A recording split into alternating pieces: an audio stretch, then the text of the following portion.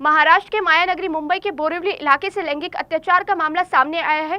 इस तरह मामले आए दिन सामने आ रहे हैं, फिर भी सवाल वही का वही है, आखिर कब तक ऐसे जघन्य मामले आते रहेंगे और इन यौन उत्पीड़न के मामलों पर कब कसेगी लगाम।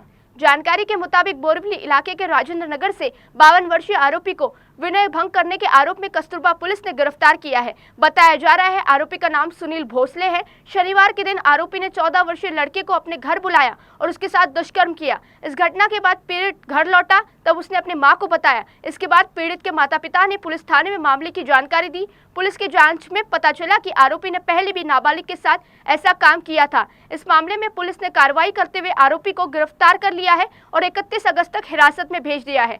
24 तारखेला शनिवारी एक महिला, राजेंद्रनगर परिसरात राहणारी एक महिला ही आपल्या पती व मुलासह पोलीस स्टेशनला आली व त्यांनी तक्रार केली की त्यांच्या परिसरात राहणारा एका इस्माने त्यांच्या 14 वर्षाच्या लहान मुलावरती की जो 60% गतिमंद आहे त्याच्यावरती लैंगिक अत्याचार केलेत अशी त्यांनी तक्रार सांगितली।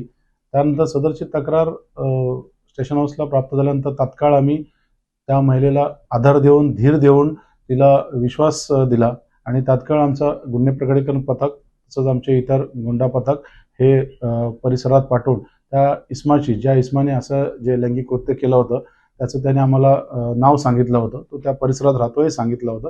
तात्काळ आम्ही तिथे आमचे दोन्ही पथक पाठवून त्या इस्माचा शोध घेतला। त्यावेळेला आमचा जेव्हा पथक गेला होता तेव्हा तो इसम दरवाजा लॉक करून निघून गेला होता। पुन्हा आम्ही जी महिला फिर्यादी आहे त्यांच्याकडे चौकशी केली तेव्हा त्यांच्याकडून असं कळलं की ते रागाच्या भरात त्याच्याकडे जाऊन त्याला सांगून आले होते की तू असं का केलं, जाब विचारण्यासाठी। त्याच्यामुळे बहुतेक त्या ह्याच्यामधून तो पळून गेला असावा अशी कल्पना आली। तात्काळ आम्ही अजून आमचा जो तपास आहे, जी आमचं इन्व्हेस्टिगेशन आमची टीम आहे ते अजून थोडंसं वाईट ओपन केलं आणि त्याच परिसरात एका ठिकाणी तो इसम जो ज्याचं नाव होतं, ज्यांनी हे कृत्य केल्याचं सांगितलं होतं, तो इसम आम्हाला फिरताना आढळल्याने आम्ही लगेच त्याला ताब्यात घेतला, पोलीस स्टेशनला आणलं आणि त्याची सविस्तर त्याचं इंट्रोगेशन केल्यावरती त्यांनी सदर गुन्ह्याची कबुली दिली।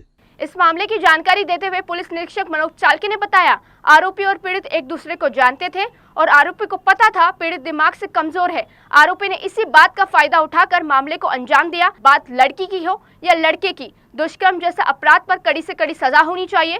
पुलिस का कहना है आरोपी पहले भी अन्य मामले दर्ज हो चुके हैं। बोरिवली से शिवशंकर तिवारी के साथ मैं दिव्या, DC न्यूज़ इंडिया के लिए।